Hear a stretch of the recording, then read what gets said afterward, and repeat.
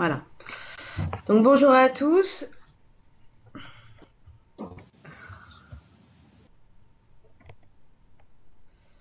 Bonjour à tous, mon nom est Fabienne Pierre, je travaille pour l'ONU Environnement et plus précisément le secrétariat du cadre décennal de programmation sur la consommation et la production durable.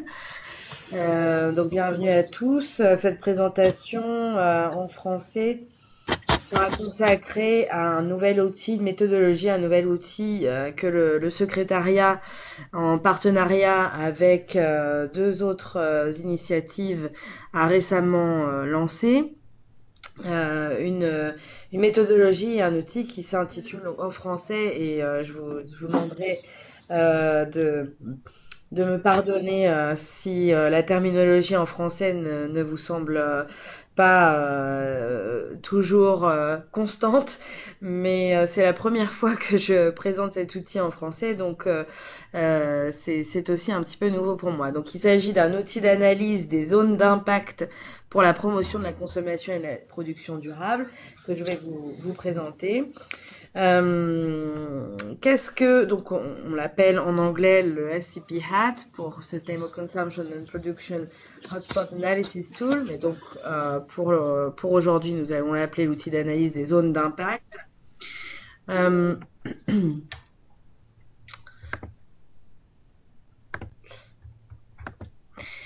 donc cet outil? Donc simplement pour vous donner peut-être un peu de contexte avant d'entrer dans la description de la méthodologie et de l'outil. Donc le secrétariat au sein de l'ONU Environnement coordonne la mise en œuvre du cadre décennal de programmation sur la consommation et la production durable qui a été adopté par les États membres à Rio+20 en 2012 et qui guide finalement leur action ainsi que l'action d'une très vaste communauté d'organisations des Nations Unies, de la société civile, du secteur privé dans la promotion et la mise en œuvre de solutions pour la consommation et la production durable. Aujourd'hui, nous avons tout un réseau qui est en place, qui s'appelle le réseau Une seule planète, One Planet Network, et qui coordonne et met en œuvre 6 programmes thématiques, donc dans le cadre dans le contexte de ce cadre décennal. Donc cet outil que je vais vous présenter, il est à destination des gouvernements qui formulent des politiques publiques en matière de consommation et production durable et qui les mettent en œuvre dans des secteurs prioritaires pour pouvoir avoir justement des impacts plus significatifs, plus importants et pouvoir finalement inverser des tendances qui pour l'instant restent plutôt inquiétantes dans différents domaines. J'entrerai plus dans le détail dans la présentation.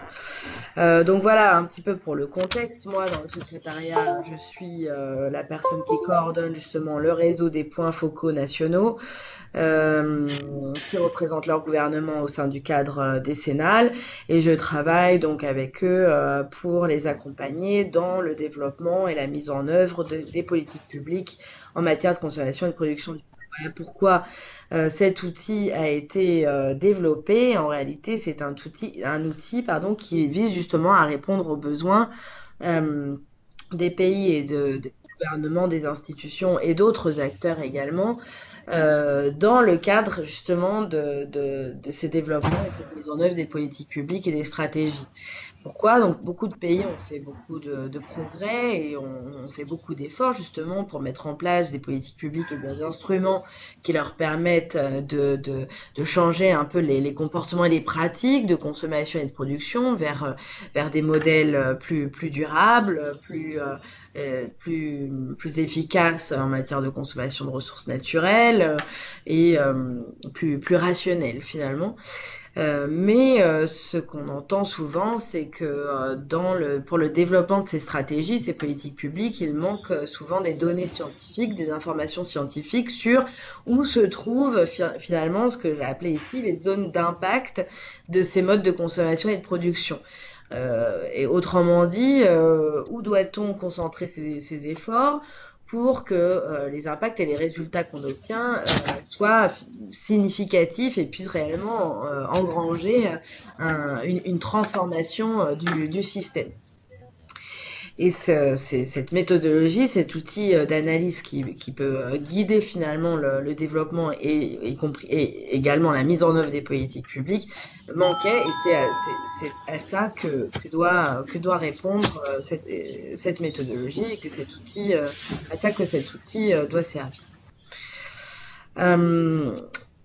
Donc cet outil, il s'agit d'une application en ligne que vous avez peut-être déjà eu l'occasion d'aller regarder. Elle est disponible en ligne. Elle a été lancée au mois de mars. Donc vous pouvez d'ores et déjà l'utiliser, l'explorer,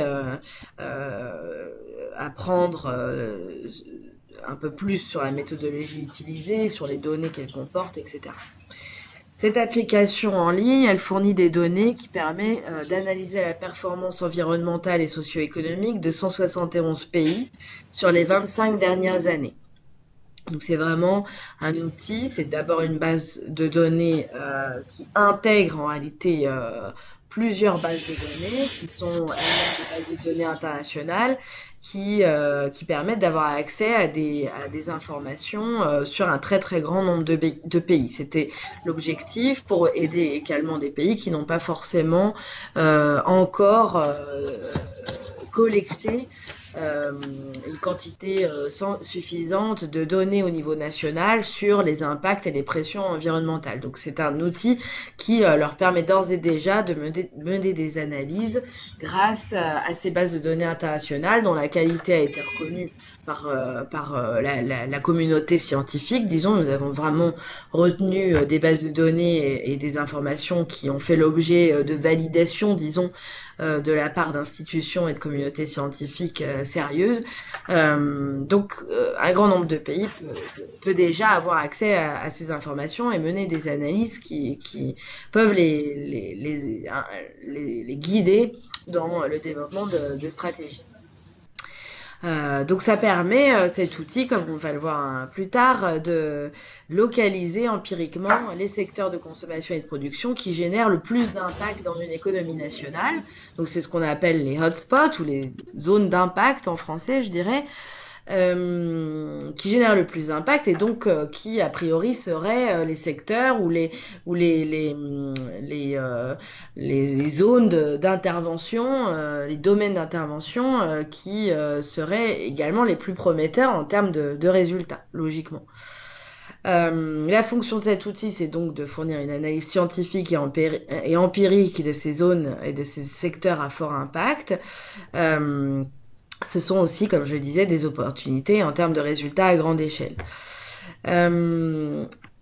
L'originalité et la très grande force de cet outil, qui est certes un outil d'accès et de visualisation des données sur différents indicateurs que je vais présenter, mais qui est plus qu'un outil de visualisation, c'est un outil vraiment qui fait des opérations pour pouvoir donner des informations de deux points de vue différents et complémentaires. Le point de vue de la production domestique, c'est ce qu'on appelle l'approche territoriale, c'est-à-dire regarder les pressions et les impacts sur l'environnement et les attribuer au pays où ils se trouvent physiquement, indépendamment du lieu où sont finalement consommés les biens et les services qui sont attachés à ces pressions et ces impacts sur l'environnement. C'est-à-dire qu'on va regarder par exemple les émissions de gaz à effet de serre qui ont lieu sur un territoire donné au moment de la production d'un produit ou d'un service, et on va les comptabiliser, les attribuer à ce pays-là, indépendamment du fait que le produit qui a généré donc ces émissions de gaz à effet de serre puisse être consommé dans un autre pays, puisse avoir été exporté. Donc ça, c'est la production domestique, l'approche territoriale. En face, on a une autre approche qui est l'empreinte consommation, une approche empreinte qui fait un petit peu le mouvement inverse, c'est-à-dire qui attribue les pressions et les impacts sur l'environnement aux pays qui consomment le produit. auxquelles ont été attachées ces émissions de gaz à effet de serre. Donc indépendamment du lieu où ces pressions ou ces impacts se sont exercés physiquement. Donc cette approche, elle permet de définir finalement la balance commerciale entre les pays importateurs et les pays exportateurs de pression et d'impact sur l'environnement. Et cette approche, elle a aussi comme avantage de prendre en compte finalement la réalité de l'économie mondialisée et des chaînes de valeur, des chaînes de production qui s'étendent bien entendu bien au-delà des frontières. Pour pouvoir apporter cette perspective et ces informations sur les impacts et sur les pressions du point de vue de l'empreinte consommation, l'outil utilise un cadre unique qui combine des données environnementales et socio-économiques avec des informations qui sont relatives aux échanges commerciaux pour justement estimer et attribuer les pressions et les impacts tout au long des chaînes d'approvisionnement. Alors, je vais m'arrêter ici simplement pour préciser que je ne suis pas forcément une experte en matière de méthodologie utilisée. Ici, on a vraiment travaillé avec des partenaires techniques de l'université de Vienne et d'une institution qui s'appelle CSIRO, qui est basée en Australie. Ils sont vraiment des experts en matière d'analyse entrée-sortie étendue à l'environnement, des experts en matière d'analyse de cycle de vie, des scientifiques qui sont reconnus dans ces domaines. Ça me donne l'opportunité de préciser que nous avons développé cette méthodologie et cet outil avec donc l'initiative cycle de vie que vous connaissez peut-être, qui est une initiative justement qui rassemble beaucoup d'experts au niveau international et des pays également, pour justement réfléchir aux méthodologies, développer des méthodologies d'analyse de cycle de vie au niveau des produits, au niveau des secteurs et donc aujourd'hui au niveau des économies nationales. Qui s'intéresse justement beaucoup aux questions de base de données, aux indicateurs, etc.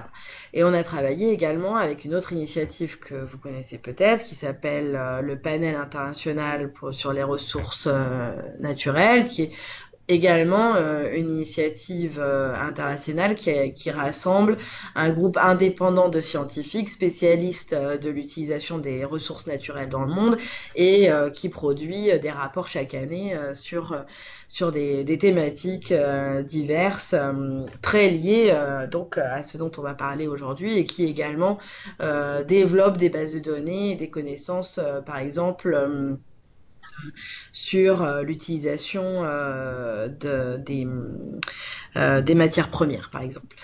Donc voilà, juste pour dire que derrière ce projet, il y a des scientifiques, des experts techniques.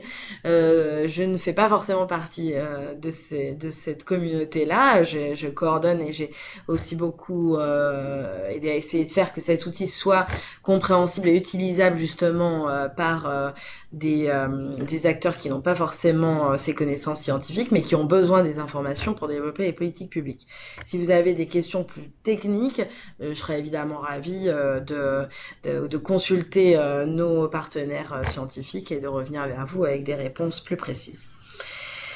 Voilà pour la méthodologie. Dernier point, l'outil permet d'avoir accès à des informations sur les impacts et les pressions sur l'environnement au niveau des secteurs des économies nationales. Et ici, on utilise une base de données, un modèle sous-jacent qui permet une désagrégation en 26 secteurs économiques ou catégories de produits.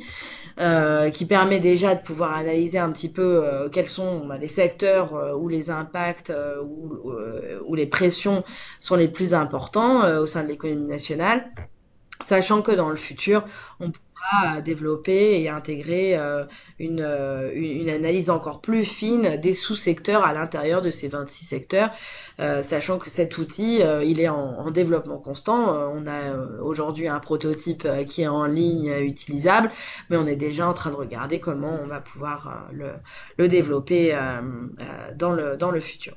Donc les indicateurs qui sont ou les mesures qui sont aujourd'hui intégrées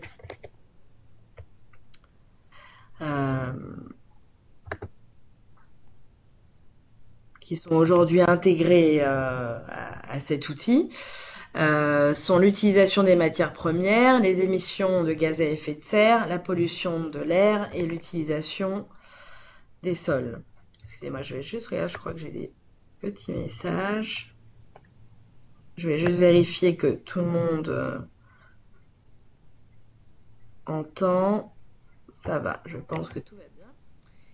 Voilà, donc les données, ces données-là. Quels critères avons-nous utilisés pour la sélection de ces indicateurs? D'abord, la disponibilité des données. Comme je le disais, notre objectif vraiment, c'était de pouvoir offrir cet outil à un plus grand nombre de pays possible, le plus grand nombre de pays possible. Donc, on a vraiment regardé quelles étaient les données disponibles au niveau international, des données de qualité, bien évidemment, avec une validation de la communauté scientifique autant que possible. On a regardé également la pertinence de ces indicateurs du point de vue des pratiques de consommation et production durable, l'interrelation entre les pressions et les impacts, à quel point on pouvait lier ces deux dimensions, et comme je disais, un consensus méthodologique, même s'il y a quand même toujours des discussions sur certains indicateurs, sur certaines données. Là, on travaille avec des contraintes et une contrainte importante, c'est justement de pouvoir parler au plus grand nombre de pays possible. Donc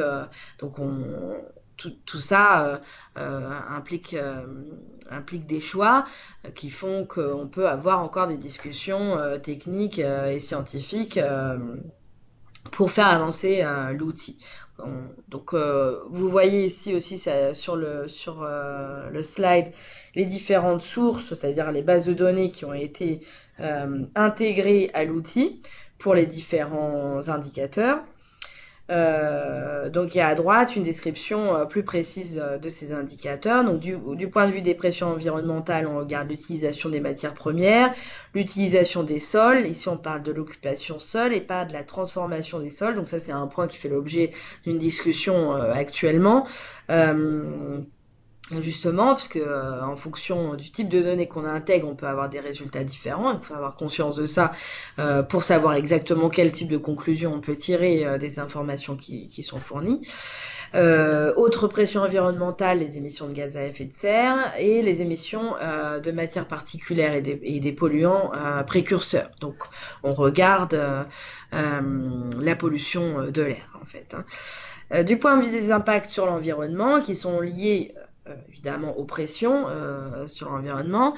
On regarde la raréfaction des ressources minérales, des ressources fossiles, le changement climatique à court terme et à long terme, la perte potentielle d'espèces consécutive à l'utilisation des sols et les dégâts en matière de santé humaine qui sont liés aux matières particulières, c'est-à-dire à la pollution de l'air. L'outil intègre également des données socio-économiques de base pour pouvoir justement visualiser les tendances sur les 25 dernières années, non seulement du point de vue des pressions et impacts sur l'environnement, mais aussi du point de vue du développement économique. Donc on intègre le PIB, du point de vue du développement compris de manière un peu plus complexe. Donc au-delà simplement du PIB, on a pris l'indice de développement humain. On peut aussi visualiser pour les secteurs la valeur ajoutée, la production, l'emploi par secteur, l'emploi des femmes. Et l'objectif à terme, c'est également de pouvoir intégrer de plus en plus d'indicateurs socio-économiques, puisque quand on parle de consommation et de production durable, on ne parle pas simplement de l'environnement, mais on parle bien du développement économique et social, et on parle bien d'un modèle qu'on cherche à développer qui soit bénéfique à l'environnement, bien sûr, qui permette de préserver les ressources naturelles, mais aussi qui soit bénéfique au développement et bénéfique à chacun, qui puisse permettre de développer les opportunités, de réduire la pauvreté, de donner accès à l'emploi et de favoriser l'innovation. Donc c'est notre objectif d'être de plus en plus intégré, d'avoir un outil de plus en plus intégré qui regarde à la fois les dimensions environnementales, économiques et sociales. Donc je vais peut-être vous inviter à poser des questions si vous en avez à ce stade avant de vous montrer l'outil à proprement parler. Je vais demander à Faël si je pense que tout le monde a la possibilité d'activer son micro. Si vous avez des questions, je vous donne la parole et sinon on va regarder l'outil en live pour que je puisse vous montrer un petit peu toutes les fonctionnalités. Y a-t-il des questions à ce stade? Allô? Oui? Allô? Oui, c'est le Togo. Je voulais voir si mon pays utilise déjà ce outil. Alors pour l'instant, il y a très peu de pays, merci pour votre question, qui l'ont utilisé parce que il a été lancé très récemment et on commence donc à former un petit peu les pays, les institutions à son utilisation. Cela dit, on a eu 3 pays qui nous ont aidés en fait dans le développement de l'outil et avec à l'esprit justement l'objectif de faire en sorte qu'il soit utilisable par des non-scientifiques, par des gens qui travaillent plus sur le développement des politiques publiques. Et dans ces 3 pays, on avait donc l'Argentine, la Côte d'Ivoire et le Kazakhstan. Donc pour l'instant, ces 3 pays ont testé l'outil.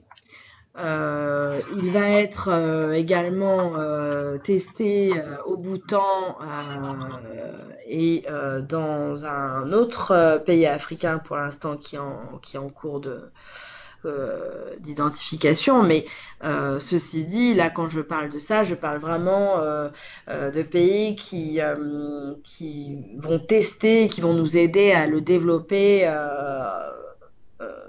À mener des phases de développement supplémentaires. Mais aujourd'hui, c'est un outil qui est donc accessible et utilisable par tous. Et donc, j'espère que vous ferez partie des prochains pays et parmi les premiers à l'expérimenter. Merci beaucoup.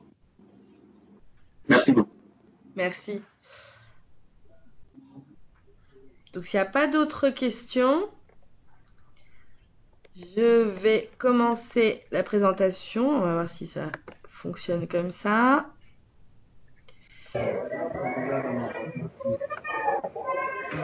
Bonjour. Donc, je vais vous demander une petite minute. Bonjour.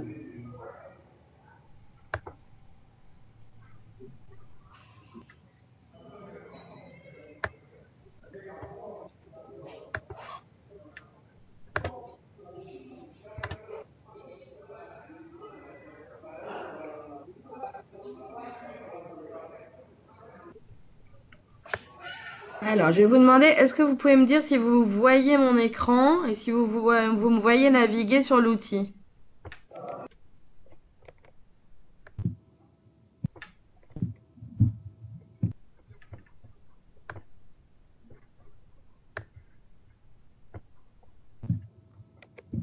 Est-ce que quelqu'un peut me dire si vous voyez l'écran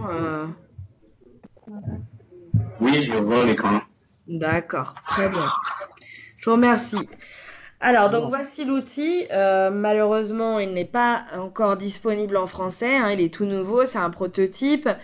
Bon, maintenant, vraiment, je pense que les informations qui sont délivrées à travers cet outil sont quand même accessibles, puisqu'on est dans une terminologie souvent proche. D'une langue à l'autre, de l'anglais au français, et puis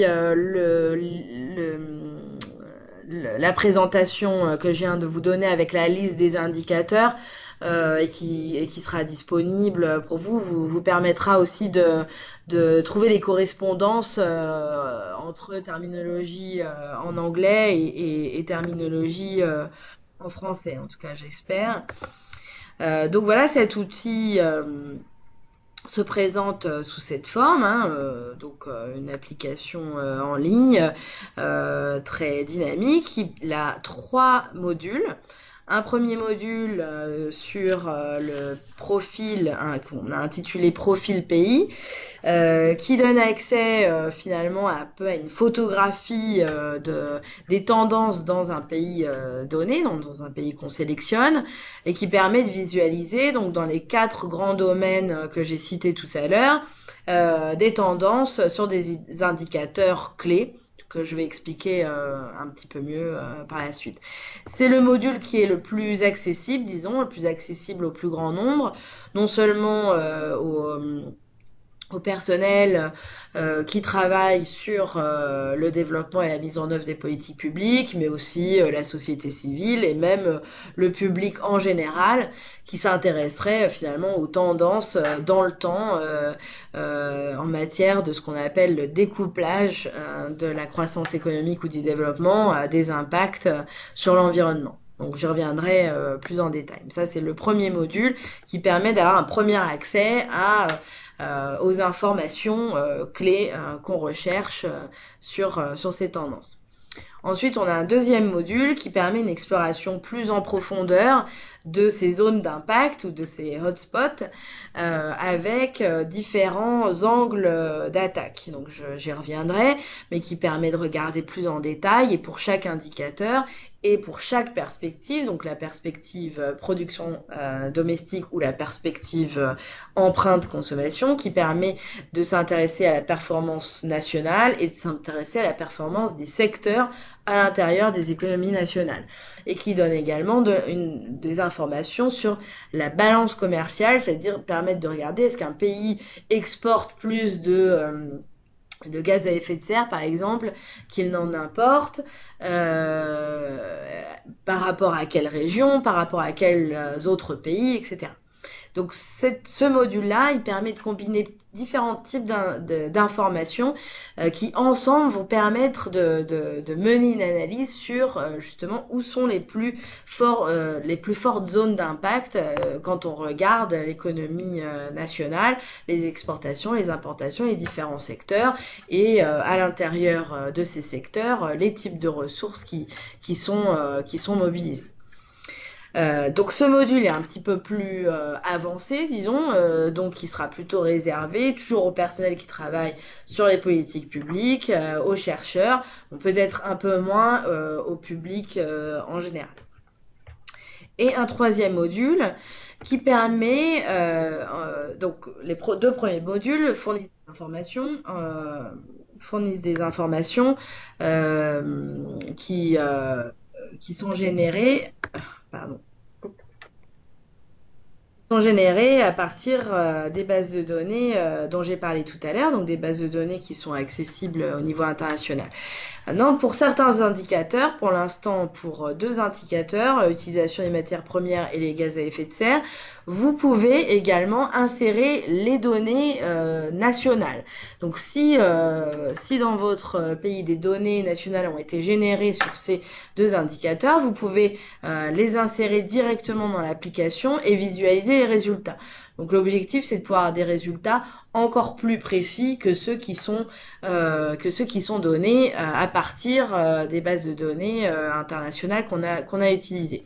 Donc là, c'est encore un niveau encore plus avancé où, disons, on encouragerait plutôt les experts techniques, les statisticiens à utiliser parce que ça requiert justement une certaine familiarité avec les bases de données, avec ces indicateurs, ce type de mesures, etc. Quand ce module est utilisé, parce que je ne vais pas passer beaucoup de temps dessus, parce que vraiment il s'agit d'un module qui permet de générer des résultats plus précis. Mais quand il est utilisé, je veux juste préciser que ça ne change pas les données qui sont dans la grande base de données qu'exploite l'outil. Pour l'instant, c'est peut-être une piste à explorer, mais pour l'instant, quand on teste ici ces données nationales, on peut extraire les résultats, on peut les visualiser, mais on ne change pas la base de données qui est derrière l'outil. parce que ça demanderait, d'abord parce que cet outil-là, il est accessible à tout le monde. Donc là, tout le monde peut tester, y compris ce troisième module. Et donc, bien entendu, en termes de qualité des données, etc., enfin, ça pourrait pas fonctionner. Il faut qu'on protège la qualité de la base de données qui se trouve derrière l'outil. Mais ce module 3, il est évidemment très, très utile et essentiel pour les pays qui ont développé déjà des données, collecté des données sur ces différents indicateurs. Donc je vais vous montrer chaque module. Simplement, vous avez ici également une page qui vous donnera un petit peu plus d'informations sur la méthodologie et les données utilisées. Donc ici, vous avez une description de ce que je vous ai présenté tout à l'heure, hein, quelles sont les approches utilisées, le type de données, la logique de l'outil. Pour chaque indicateur, vous avez également une définition, vous avez le lien vers la source qui a été utilisée, vous savez dans quel module ces données sont utilisées. Donc vous l'avez pour tout, pour les matières premières, les émissions de gaz à effet de serre, pour la pollution, l'utilisation des sols, etc. Voilà, donc si vous recherchez plus de détails sur la méthodologie, les données, etc., je vous encourage à aller regarder cette page. Ici, vous avez un document technique qui est accessible, ici qui va encore plus dans le détail. Vraiment, excusez-moi, j'ai quelqu'un qui vraiment veut me parler sur Skype. Donc, si vous voulez plus de détails sur la méthodologie, vraiment la science derrière l'outil, je vous encourage à regarder ce document technique qui a été développé avec nos partenaires et qui vous donnera toutes les informations dont vous avez besoin sur la méthodologie et les indicateurs. Voilà, donc le premier module, le profil pays, pardon, qui permet d'analyser rapidement, de visualiser rapidement la performance d'un pays donné. Donc on va attendre que ça charge. Voilà. Je vais sélectionner par exemple la Côte d'Ivoire qui a participé, comme je le disais, au développement de l'outil.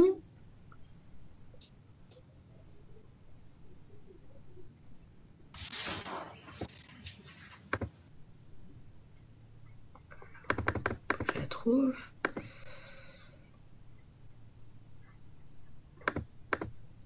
Bon, je sais pas pourquoi je la trouve pas. Il n'y a pas de raison. Bon, c'est pas grave. On va prendre l'Argentine qui a aussi participé. Voilà, donc on sectionne le pays ici dans cette liste, dans ce menu déroulant. Donc on a 171 choix. Et ensuite, on va avoir les données qui vont s'afficher. Donc ici, vous pouvez visualiser. Bonjour.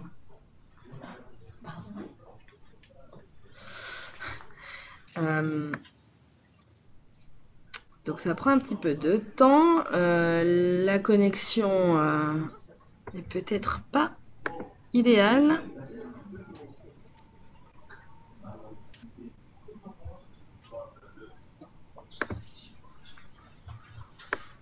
Alors on va recommencer.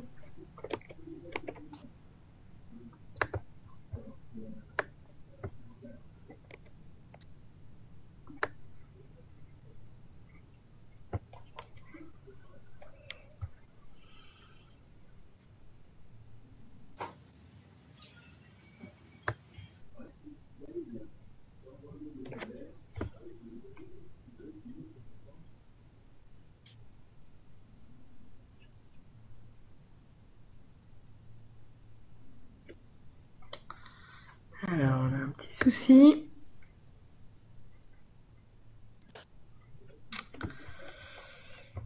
Donc, je vais peut-être essayer avec un autre navigateur.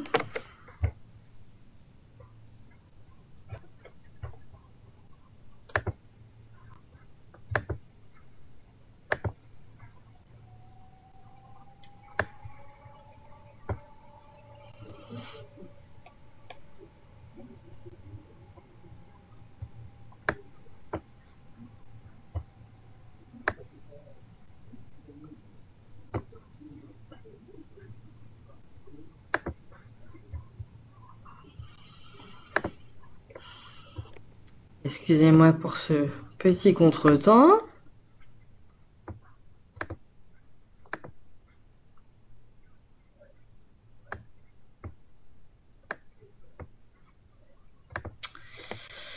Bon, en espérant qu'il n'y ait pas de travaux de développement au même moment. Alors, donc, ici, ça fonctionne. Voilà.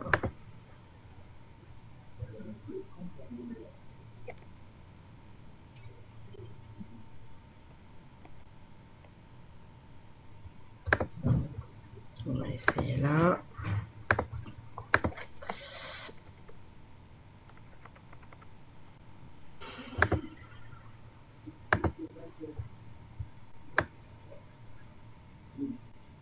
Non, toujours pas. Bon, alors ça a l'air de fonctionner avec le deuxième module, donc je vais peut-être juste commencer directement avec le deuxième module, et puis on verra ce qui se passe avec le module 1.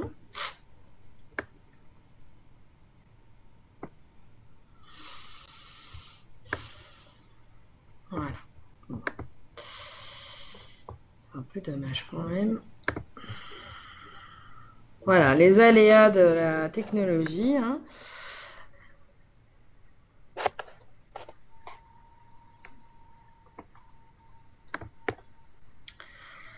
Donc c'est pas très grave. Ce que permet de visualiser finalement le module 1, c'est ce qu'on peut voir ici dans le module 2, dans le premier onglet, ici sous la performance nationale. Donc comme je disais tout à l'heure, ce que permet de faire l'outil, c'est donc pour un pays donné qu'on sélectionne ici, de visualiser les tendances sur les 25 dernières années. Hein. Donc comme vous pouvez voir, on commence en 1990, donc on va jusqu'en 2015 pour l'instant. Hein. Évidemment, on travaille à mettre à jour les bases de données avec des données plus récentes, mais pour l'instant, toujours pour la même raison, parce qu'on veut pouvoir donner ces informations au plus grand nombre de pays possible, on pouvait aller jusqu'en 2015. Donc, il pouvait permettre de visualiser dans chacun de ces domaines que j'ai cités tout à l'heure les différents indicateurs. Donc ici, vous avez le choix de l'indicateur. Ici, on a sélectionné l'utilisation des matières premières, mais on aurait pu sélectionner changement climatique à court ou long terme, utilisation des sols, perte de biodiversité, la pollution de l'air. Donc différents indicateurs qui se rapportent aux pressions sur l'environnement ou aux impacts sur l'environnement selon l'indicateur. Ici, vous avez la perspective, donc ce que je vous expliquais tout à l'heure, soit la perspective de la production domestique, donc on regarde du point de vue des matières premières utilisées sur le territoire de ce pays, ou la perspective consommation qui, elle, regarde l'utilisation des ressources premières, des matières premières, dans les produits et services qui sont consommés par ce pays, même si ces produits et ces services sont produits ailleurs, et donc même si les matières premières sont utilisées au niveau de la production dans un autre pays que celui qui consomme. Donc il faut regarder ces deux perspectives de manière complémentaire. Donc finalement, c'est ce que vous permet de faire le module 1, simplement avec moins de modularité, ça vous donne l'information de départ. Ici, vous pouvez déjà explorer un petit peu plus. Vous pouvez sélectionner la période. Par défaut, on regarde sur les 25 ans, mais on peut réduire la période si on le souhaite, regarder sur 5 dernières années, les 10 dernières années, etc.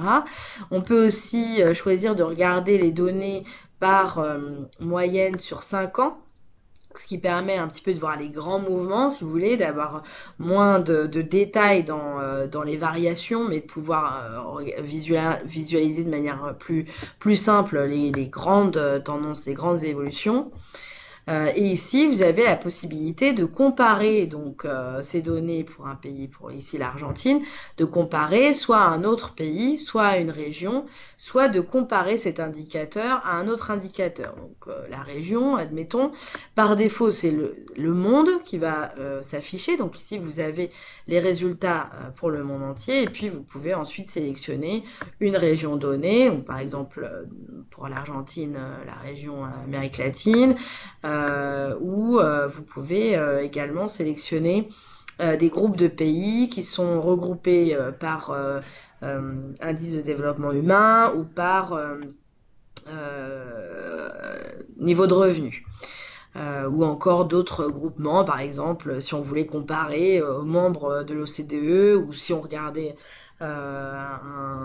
si un pays de l'Union européenne voulait se comparer à l'Union européenne en tant que groupe, etc. Donc sur les graphiques, qu'est-ce qu'on voit? On voit les tendances sur les 25 dernières années, des indicateurs clés dans le domaine de l'utilisation des matières premières. Donc on voit l'empreinte matérielle du pays, la productivité matérielle, c'est-à-dire combien de matières premières, quelle quantité de matières premières on doit utiliser pour produire finalement de la croissance économique, l'empreinte en matières premières par capita, par personne, je pense qu'on doit dire en français. Et vous avez également les indicateurs donc socio-économiques dont je parlais tout à l'heure, l'évolution de la population, la démographie, l'évolution de l'indice de développement humain pour le pays et le PIB. Pour simplifier un petit peu le graphe, on peut désactiver certaines de ces lignes. Donc par exemple, si on voulait regarder uniquement l'empreinte matière première par rapport au PIB, voilà, on pourrait les désactiver simplement en cliquant dessus. Et ici, on voit que dans le cas de l'Argentine, l'évolution du PIB, donc c'est une forte croissance sur les 25 dernières années, mais l'empreinte matière première a elle aussi augmenté, mais de manière moins rapide que le PIB. Donc c'est ce qu'on appelle un découplage relatif, si vous êtes familier avec ces termes. Et sinon, vous avez ici des définitions qui vous sont données. Donc à chaque fois que vous avez un concept qui est souligné, vous pouvez placer le curseur dessus et voir un peu des explications de quoi il s'agit, de quoi on parle. Et même chose dans le module 1, j'espère pouvoir vous le montrer, mais si c'est pas le cas, vous verrez que vous avez à plusieurs endroits des petites des fenêtres qui s'affichent avec plus d'informations, des définitions, etc. Donc ça vous permet de voir si les tendances sur les 25 dernières années, dans quelle direction on va. L'objectif étant, bien entendu, quand on parle de consommation et production durable, de dissocier, de continuer à pouvoir se développer économiquement, socialement, mais tout en préservant l'environnement et les ressources naturelles dont dépend le développement.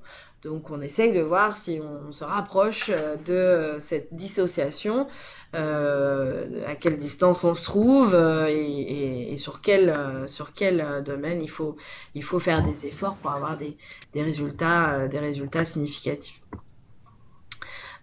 Et donc on peut comparer, comme je disais tout à l'heure, aux tendances dans le monde. Et donc on peut faire ça pour différents indicateurs, par exemple changement climatique à court terme, où là donc on voit d'autres mesures, hein, évidemment, l'empreinte carbone, la productivité de l'empreinte carbone, et également population, indice de développement humain, etc. Et même chose pour l'ensemble des indicateurs. On peut ensuite aller plus en profondeur dans l'analyse de ces pressions ou de ces impacts sur l'environnement. donc décomposer finalement chacun des indicateurs. Donc là, si on regarde l'utilisation des matières premières en Argentine, toujours sur les 25 dernières années, on peut regarder de quoi se compose cette utilisation des matières premières. Avec les différentes catégories de matières premières qui s'affichent ici et le total. Donc on peut voir ici c'est la biomasse qui domine dans l'utilisation des matières premières en Argentine. Et évidemment, la proportion de ces catégories varie d'un pays à l'autre. Ici, encore une fois, on peut regarder ça du point de vue de la consommation, on peut aussi regarder ça du point de vue de la production, et on voit que, ben oui, il y a des variations qui sont quand même assez significatives selon qu'on se place du point de vue de la production domestique ou de la consommation du pays. Donc, c'est pas les mêmes stratégies ensuite dans les politiques publiques qui peuvent se mettre en œuvre pour essayer de répondre à ces impacts ou à ces pressions qui s'exercent sur l'environnement. On peut également, comme tout à l'heure, comparer. Bon, évidemment, avec le monde, c'est un petit peu compliqué parce qu'il y a une différence d'échelle peut-être un peu trop importante. Mais voilà, par exemple, l'Amérique latine et voir quelle est la spécificité de ce pays dans ce groupe régional, par exemple. Voilà. Et on peut faire la même chose avec, par exemple, la pollution de l'air.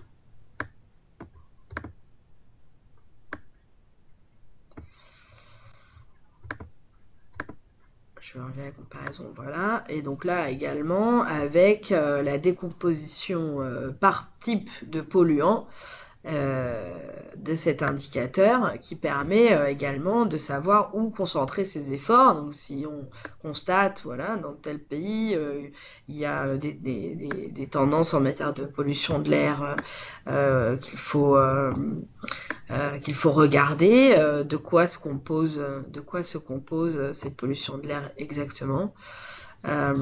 Et également en matière d'impact sur la santé, parce qu'ici c'est ce qu'on regarde, l'impact sur la santé de ces différents polluants. Et toujours de la même manière, regarder du point de vue de la consommation ou de la production domestique, ce qui donne des points de vue très différents.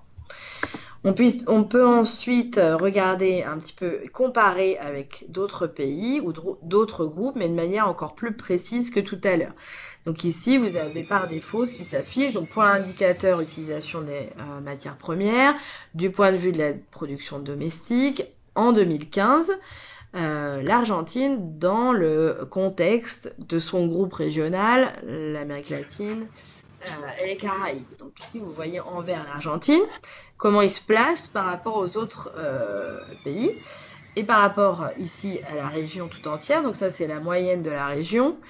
Ça, c'est les chiffres de l'Argentine, qui se placent donc au sixième rang de l'utilisation des matières premières dans cette région, du point de vue de la production domestique. Si on veut regarder comment ce pays se place du point de vue de la consommation, eh bien on change de perspective et voilà les résultats. Et ici, on serait au 7e rang. Donc un petit peu différent et parfois ça peut vraiment donner des résultats très différents. Ici, on peut changer d'année si on le souhaite, si on veut pouvoir comprendre un petit peu mieux comment ces positionnements évoluent dans le temps. On peut sélectionner une autre région si on le souhaite, et on peut comparer à un pays seul si on le souhaite également. Voilà, donc ça c'est la première partie sur la performance nationale globale, générale, je dirais, avec une possibilité d'aller un peu plus dans le détail dans l'analyse. Et là, je m'aperçois que j'ai plus beaucoup de temps. Donc, je vais aller tout de suite dans la performance par secteur. Je vais commencer par la comparaison entre secteurs qui est peut-être un petit peu plus parlante. Donc là, ce qu'on cherche à faire, c'est, voilà, dans une économie donnée, quels sont les secteurs qui pèsent le plus du point de vue de ces différents indicateurs. Donc ici, j'ai sélectionné encore une fois l'utilisation des matières premières et ça me permet de voir quelle est la contribution de chacun de ces 26 secteurs dans l'utilisation des matières premières. Donc on voit qu'ici, les secteurs qui dominent sont l'agriculture, l'alimentation et les boissons, la construction, On aurait également le textile, par exemple, et l'industrie pétrochimique, je dirais,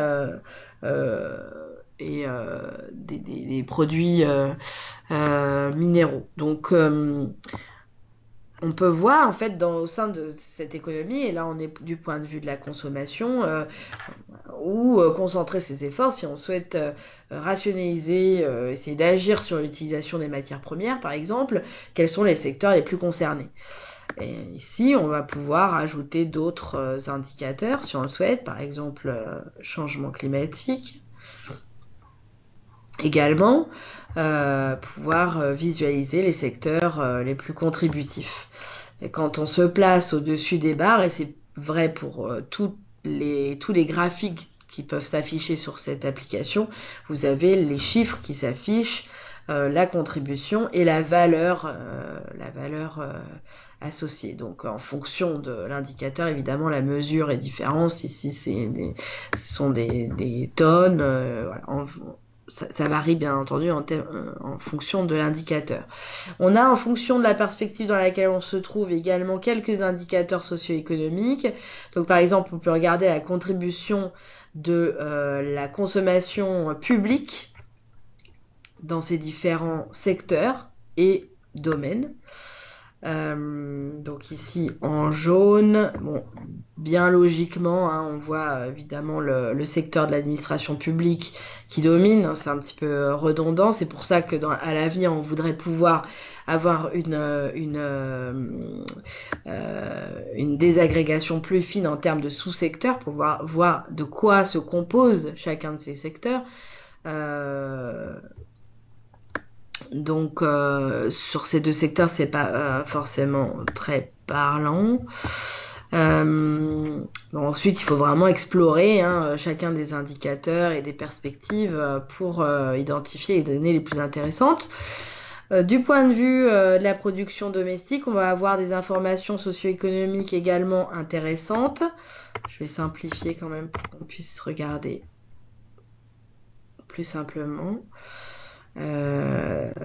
Donc là, c'est intéressant de regarder également du point de vue de la production domestique, de ce qui est donc produit, extrait, généré sur le territoire. D'autres données socio-économiques, par exemple la valeur ajoutée qui est associée à chacun de ces secteurs, ou l'emploi, donc quels sont les secteurs parmi ces 26 par exemple qui emploient le plus de femmes, qui va permettre aussi d'avoir des approches peut-être plus intégrées en matière de stratégie, se dire voilà, on va regarder les secteurs qui contribuent peut-être le plus à l'utilisation des matières premières et regarder là où on souhaiterait peut-être développer de l'emploi et pourquoi pas s'intéresser à l'emploi des femmes par exemple. Voilà, encore une fois, on peut comparer, bien entendu, à d'autres pays et à d'autres régions. Je vais passer à la dernière section de ce module qui, finalement, est le module central, hein, vous l'aurez compris.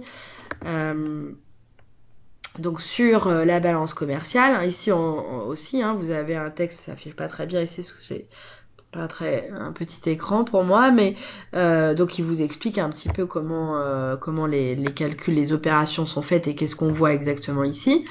Donc ici, ce qu'on voit, c'est la balance commerciale de l'Argentine en matière d'utilisation des matières premières par rapport au monde et sur les 25 dernières années. Donc, ce qu'on voit, c'est que l'Argentine exporte plus qu'elle n'importe de matières premières. Et ce depuis 25 ans, et que la part de ressources premières, de matières premières exportées par l'Argentine a augmenté dans le temps. On pourrait regarder, comparer ça, ou regarder la balance commerciale de l'Argentine par groupes régionaux. Donc on verrait que euh, les exportations sont plus importantes et ont beaucoup progressé dans le groupe régional de l'Argentine, mais aussi vis-à-vis de l'Europe et de l'Asie centrale ou encore de l'Amérique du Nord. Et moins vis-à-vis d'autres régions du monde. Donc ça permet de regarder un petit peu ces pressions, ces impacts, est-ce qu'ils sont liés aux exportations, aux importations, et là encore d'affiner un petit peu les stratégies qu'on peut développer pour réduire ces impacts et ces pressions sur l'environnement, tout en gardant à l'esprit des objectifs de développement socio-économique et pouvoir développer des stratégies d'innovation qui profitent aussi au développement des pays. Voilà, je vais m'arrêter là parce que il est 11h58. Je vais prendre quelques questions. Je vais essayer une dernière fois de visualiser le module 1 simplement pour pouvoir vous le montrer si le problème qu'on avait est résolu. En attendant que ça s'affiche,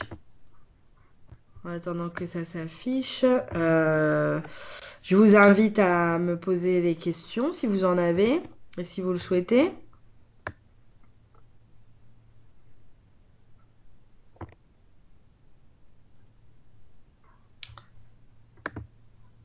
Donc pour ça, il faut activer votre micro. Je vois que le micro de Adélard est activé.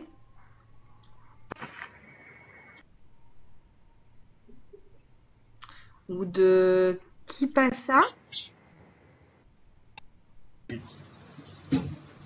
Oui.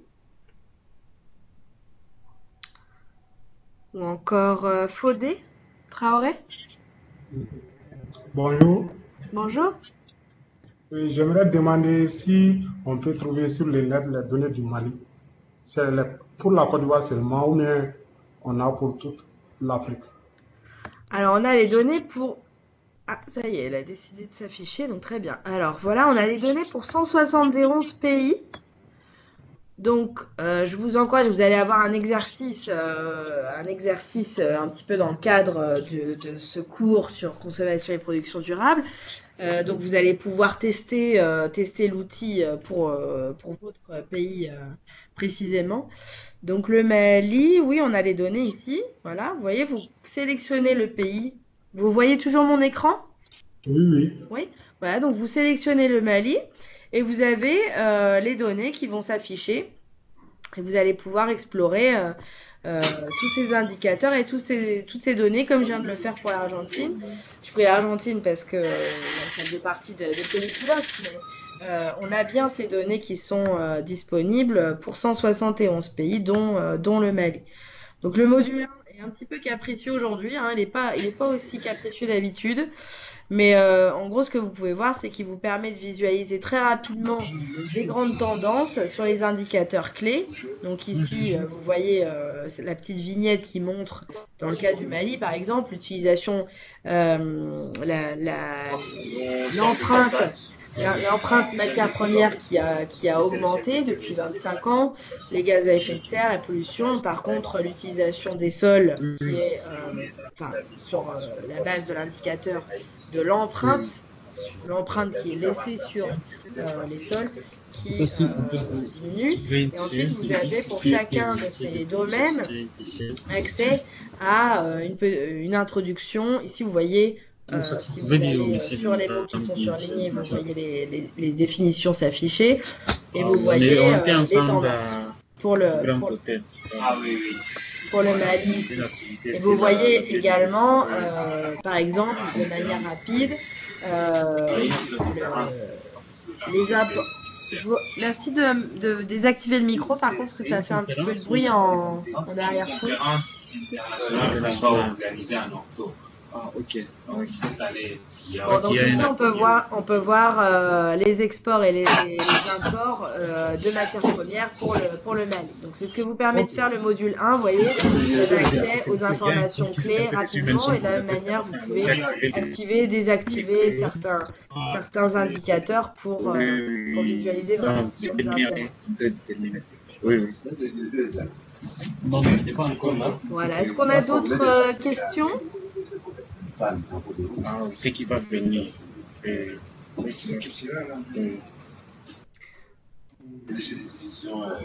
Saël, est-ce que vous vouliez introduire l'exercice?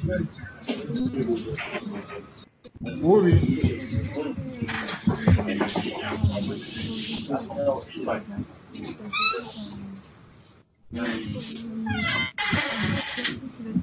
Saël? Vous m'entendez? Pas très bien. Mon exercice se trouve dans la section 2. On vous entend très mal, Faël. Il faudrait être plus près du micro, je pense. En fait, il est devant. Cette pratique n'a pas été un parcours il y a quelques années. Monsieur Dela. Monsieur Dela. Monsieur Dela, j'ai quitté le campus depuis 2016. Ah, ok.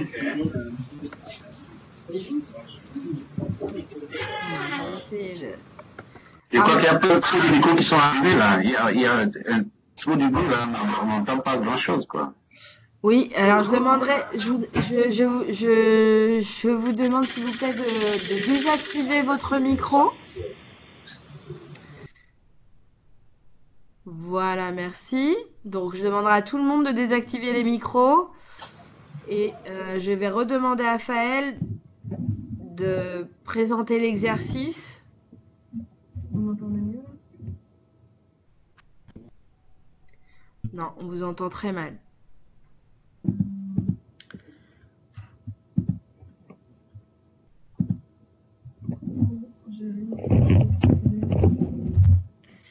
Alors.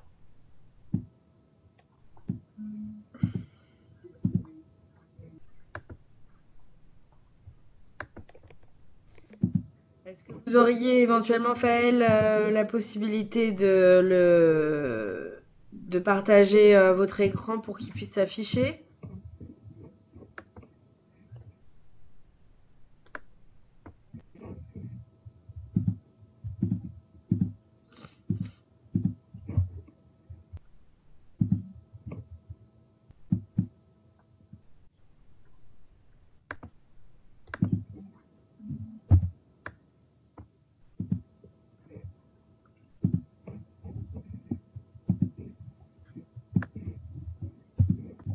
Alors, si on a des petits soucis de connexion peut-être ou de son, n'hésitez pas à poser les questions avec la conversation. Là, je vois que Mamadou Dabo, vous avez des questions, donc n'hésitez pas. Je vous écoute. Vous pouvez les écrire ou, euh,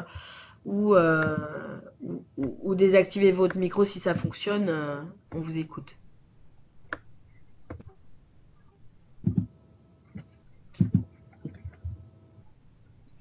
Alors là, donc on voit l'écran de Faël.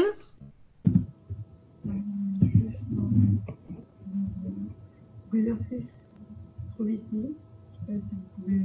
Voilà, très bien. Donc ça, c'est l'exercice. Et vous avez toutes les informations sur. Ici, c'est toutes les informations qui sont liées à l'outil. Ici, vous avez les questions d'exercice. Il y a un exemple qu'on a proposé qui se trouve en dessous. Qui s'affiche bizarrement, là, mais qui est ici. Donc, c'est un exemple qu'on a fait pour le Sénégal et que vous pouvez suivre en faisant l'exercice pour vous guider un peu. Ensuite, juste ce que vous avez à faire, c'est appuyer sur ici, ajouter une entrée, le titre de votre exercice et de remplir vos réponses et de les enregistrer. C'est assez, l'outil est assez simple. Ensuite, on va aussi ajouter sur le site la présentation que Fabienne vient de faire. Comme ça, elle pourra être disponible à tout moment.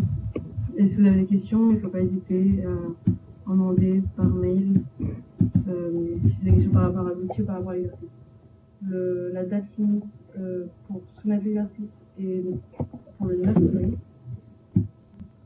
Donc en fin de semaine. Voilà. Donc, je sais pas si vous m'entendez.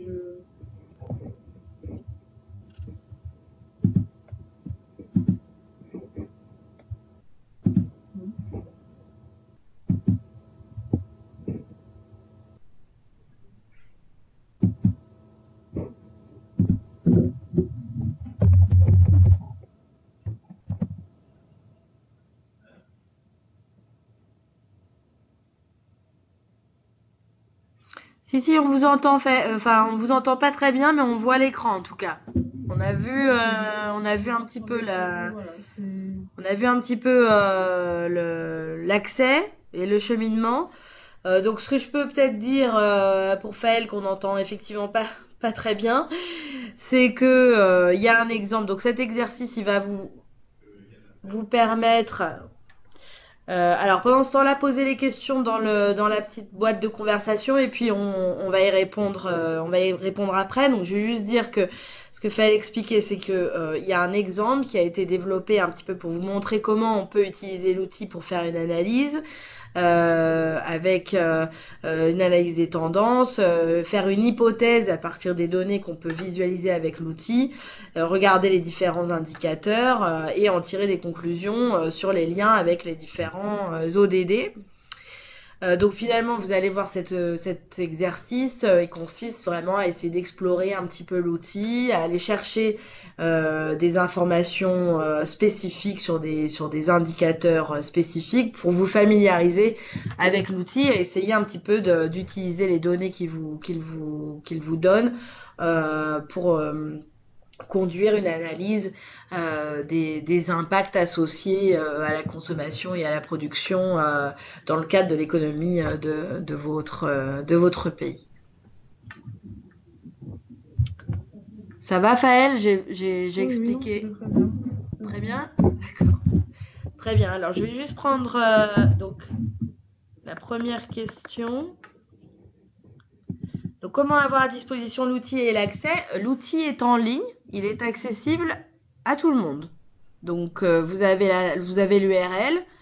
Je conseille plutôt, en termes de navigateur, d'utiliser Firefox ou Chrome. Bon, bien qu'il fonctionne sur tous les navigateurs, mais ensuite, ça dépend des ordinateurs. Il peut s'afficher plus ou moins bien.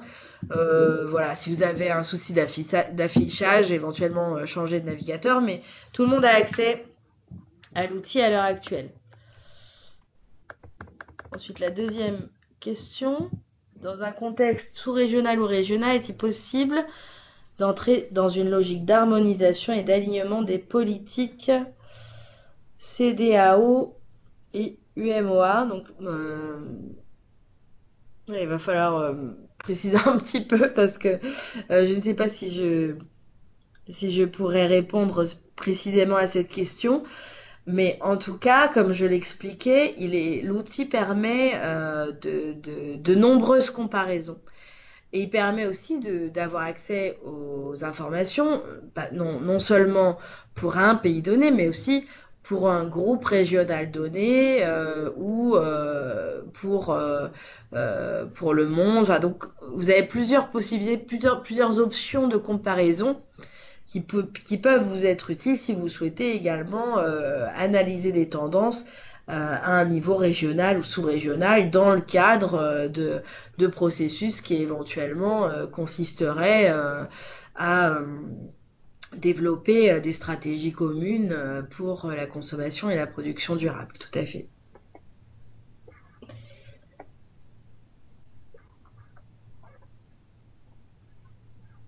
Alors, la troisième question porte sur les types de produits, par exemple les produits comme la mangue, le cajou, etc. Donc, pour l'instant, l'outil vous permet de visualiser les données par grands secteurs. Comme je disais tout à l'heure, on a 26 secteurs, dont par exemple l'agriculture. Mais effectivement, ça ne nous dit pas quels sont les produits agricoles dans ce grand groupe qui contribuent le plus, par exemple, à l'utilisation des matières premières ou aux émissions de gaz à effet de serre. Donc c'est pour ça qu'il faut ensuite aller plus loin dans l'analyse. Cet outil, pour l'instant, dans sa version actuelle, qui est une première version, permet de donner des indices, des directions, de formuler des hypothèses. Et ensuite, il faut aller plus loin avec les données dont on dispose et connaissances dont on dispose de ces secteurs pour aller encore plus précisément dans l'analyse des impacts et des pressions.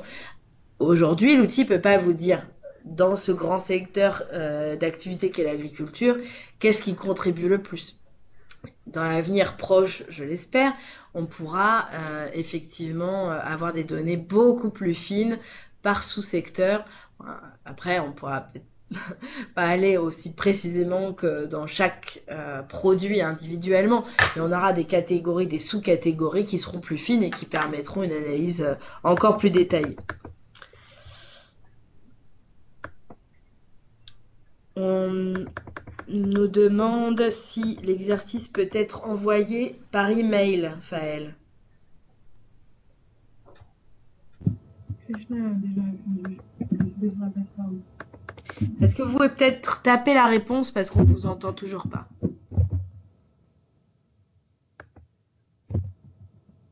Vous m'entendez? C'est Krishna.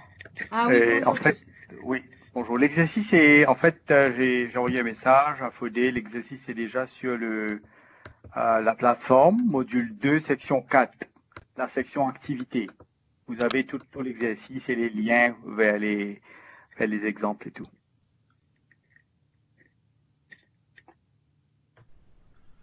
Très bien, merci beaucoup, Krishna.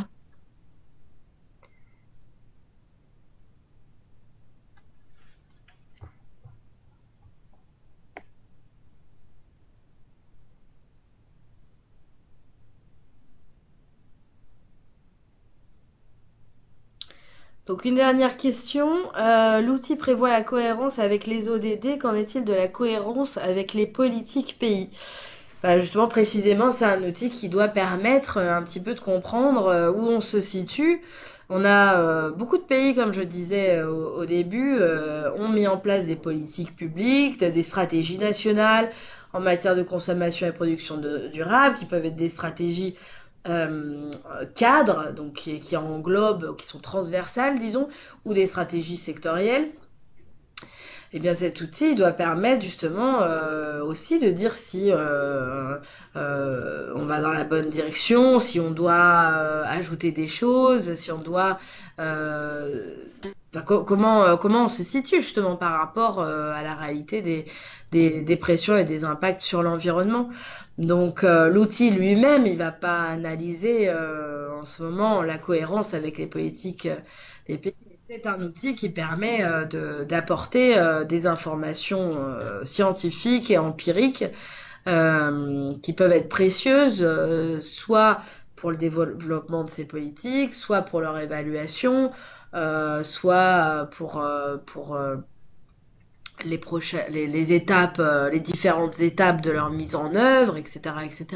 C'est vraiment un outil qui est là pour donner de l'information et guider au mieux des stratégies qui ont vocation à fournir des résultats à grande échelle.